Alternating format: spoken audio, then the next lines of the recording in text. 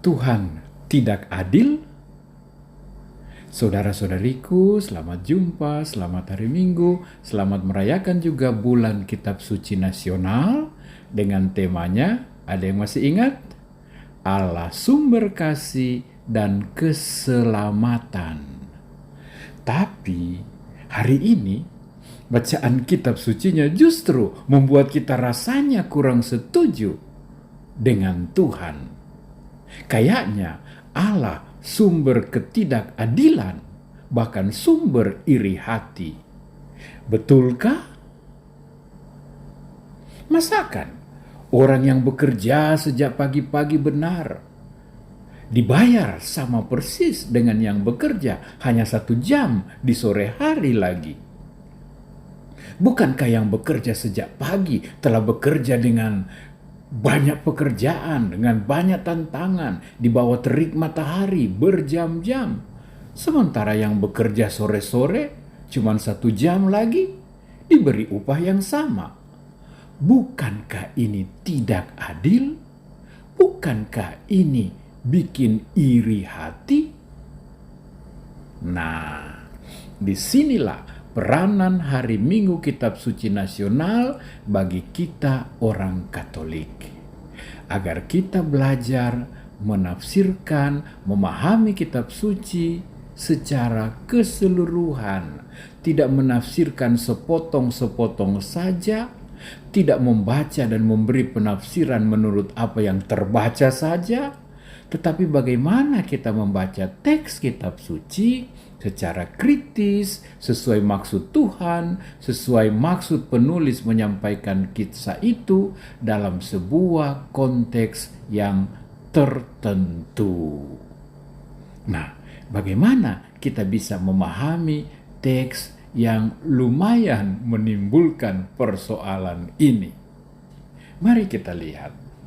Tujuan perumpamaan ini pertama-tama mau mengajar para murid dan juga kita agar kita tidak seenaknya mengklaim, menuntut hak-hak istimewa, misalnya karena kita adalah murid-murid Yesus yang pertama, karena kita ini adalah murid-murid Yesus yang mempunyai tanggung jawab, punya peran, kedudukan dalam gereja.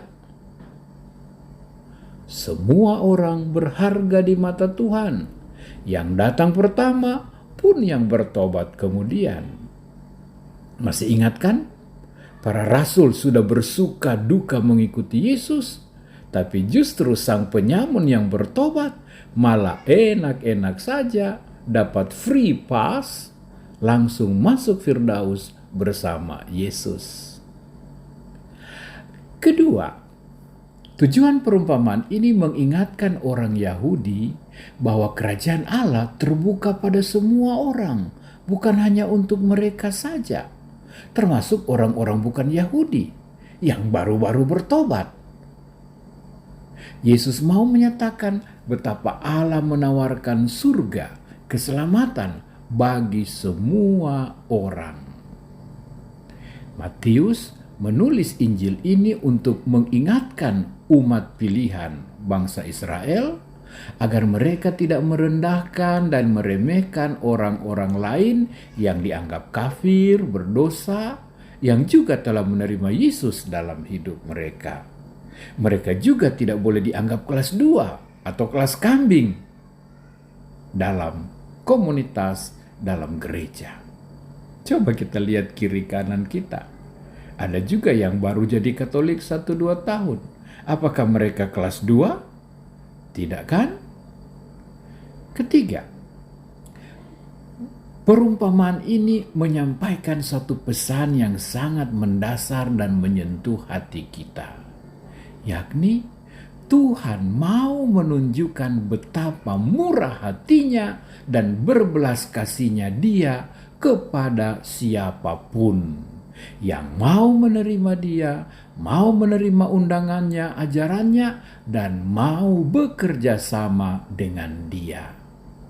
Melalui upah 1 dinar, harga yang pantas dan normal untuk SH, sewa hari, Allah ingin seluruh keluarga pekerja-pekerja itu bisa hidup dari upah sehari itu. Allah kasihan pada keluarganya yang butuh hidup dari 1 dinar. Maka Allah menawarkan, marilah bekerja di kebun anggurku. Jadi bukan Allah tidak adil, tetapi Allah murah hati. Allah berpikir, Allah yakin keluarganya juga harus bisa hidup. Dan ini sesuai perjanjian awal. Bekerjalah dan akan kuberikan upah sehari 1 dinar. Selanjutnya masih ada juga yang menarik. Melalui perumpamaan ini Allah mau menyatakan betapa Allah lewat Yesus sangat membutuhkan pekerja di kebun anggurnya. Allah membutuhkan kita mengambil bagian, berkontribusi, berpartisipasi dalam gereja, dalam tugas menguduskan, mengajar, dan menggembalakan. Padinya kuning melambai, di mana para penuai.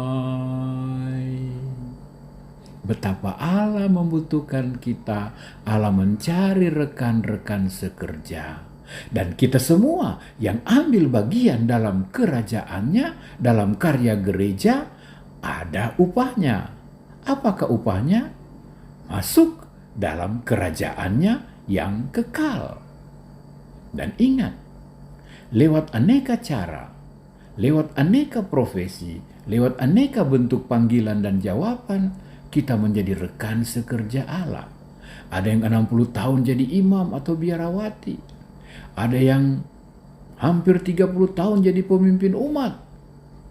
Ada yang baru dibaptis 2 hari, langsung menerima sakramen tobat, menerima komuni, minyak suci, dan langsung meninggal. Itulah kemurahan Tuhan. Itulah pikiran dan hati Tuhan. Itulah kerahiman Tuhan. Yang, maaf, memang berbeda dengan hidup kekal. Maaf, yang memang berbeda dengan perhitungan hati dan pikiran kita.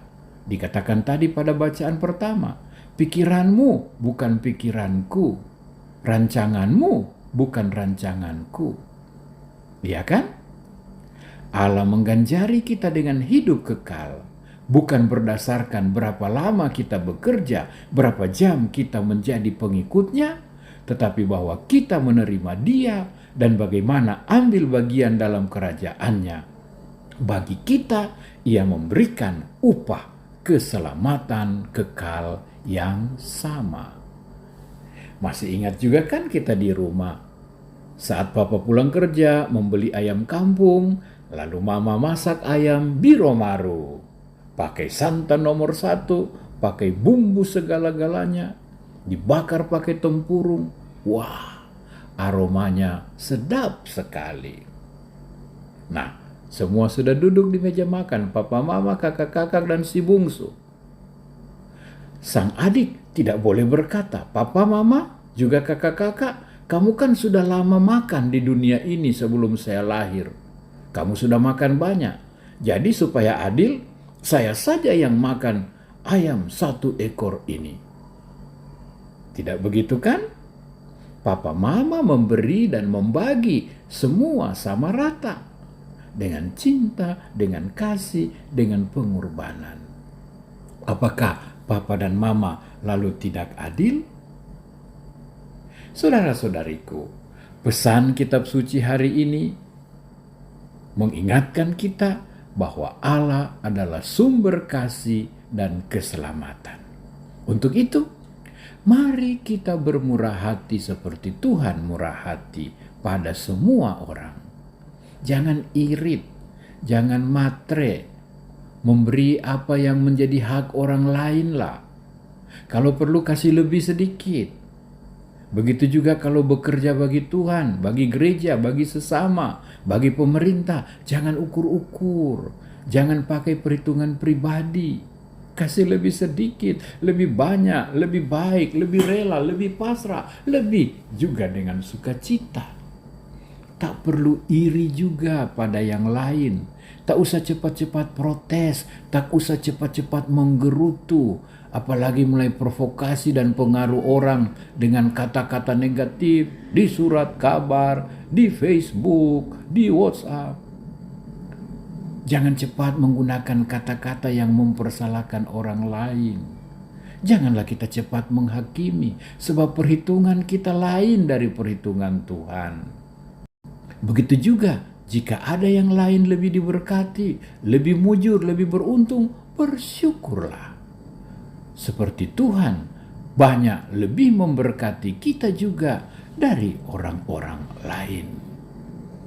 Murah hatilah seperti Bapa kita murah hati. Murah hati dalam memberi peluang hidup, peluang kerja, memberi semangat, dukungan, peneguhan pada yang lain. Murah hati juga terhadap orang-orang yang sinis, kritis, yang main belakang dengan kita, yang suka menjengkelkan kita. Jangan balas, jangan cepat sikat balik. Berilah kasih, murah hatilah, beri ketabahan dan kesabaran. Kasihan, dia lagi butuh itu. Allah ingin mereka juga mengalami kemurahannya, kebaikannya, juga melalui engkau.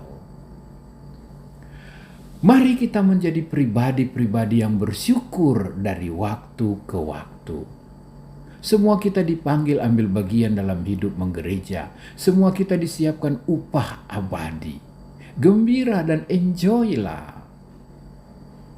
Ya Yesus, hamba sedia jadi karyawan setia, bekerja di ladang Bapa dan menuai panennya.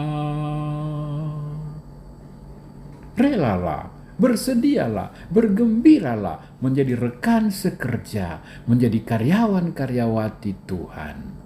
Berilah bakat, talentamu, kemampuan, waktu, ilmu, tenagamu, danamu, fasilitasmu juga dengan susu kakak cici tata. Kan semuanya itu juga dari Tuhan. Siapa memberi, kepadanya akan ditambahkan. Nah, hiduplah penuh syukur dalam kebaikan, keutamaan, dalam kasih. Hindari dosa, jauhi yang jelek, hiduplah seturut pinta Tuhan, maka upahmu ada. Saudara-saudariku, tema bulan Kitab Suci Nasional kita adalah Allah sumber belas kasih dan keselamatan. Kita, gereja, adalah sebuah tempat belas kasih diberikan dan keselamatan didapatkan. Kita, gereja, adalah tempat di mana setiap orang merasa diterima, dicintai, dimaafkan, dikuatkan untuk hidup, untuk selamat. Dari diri kita sendiri, kita tidak punya apa-apa, tidak punya hak untuk masuk surga. Tuhanlah yang mengundang, Tuhanlah yang memanggil, mempersilahkan kita ambil bagian dalam kerajaannya di dunia ini, dan nanti akan mendapatkan upah yang layak dan pantas menurut kerelaan hatinya, dan bukan menurut ukuran perhitungan-perhitungan kita. Hasil dari bulan Kitab Suci Nasional ini adalah jika kita murah hati, berbelas kasih, membawa shalom dan keselamatan bagi yang lain. Seperti Bapa, begitu juga anaknya.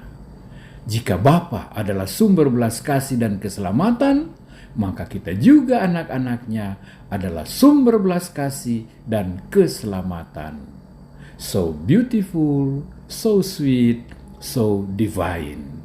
Itulah kita anak-anak Bapa. Adil kan?